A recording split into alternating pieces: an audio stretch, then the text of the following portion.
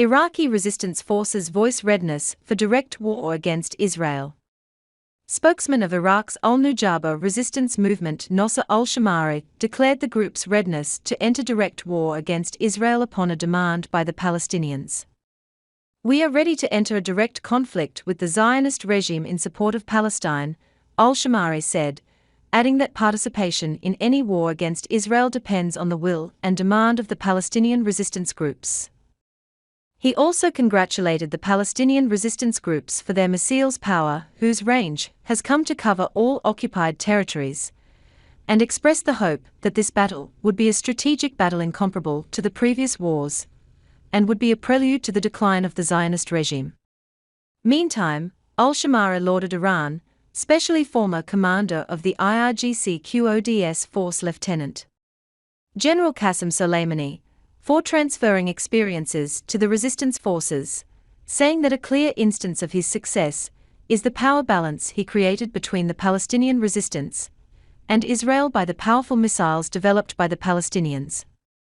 Iranian Defense Minister Brigadier General Amir Hatami said on Wednesday that the Palestinians' military progress and missile development has turned the Zionist regime's dreams into nightmares.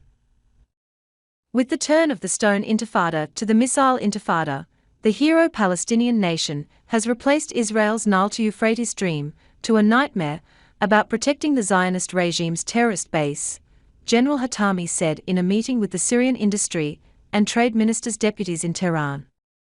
Israel and Palestinian groups in the Gaza Strip have been exchanging missile strikes since May 10, following an outburst of unrest near the Al-Aqsa Mosque in Jerusalem's Old City in early May. Clashes between Palestinians and the Israeli police were triggered by an Israeli court ruling to seize dwelling houses in the Sheikh Jarrah neighborhood from Arab families who have been living there for more than 50 years in favor of Jewish settlers. According to the latest reports, at least 12 Israelis have been dead and hundreds have been injured.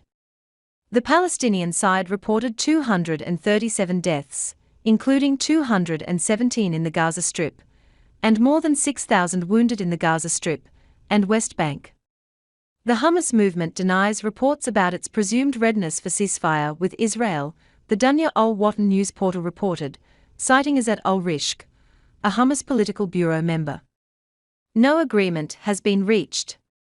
There have been no exact timeframe for the ceasefire as well, he said, adding, mediator efforts and contacts continue without cease.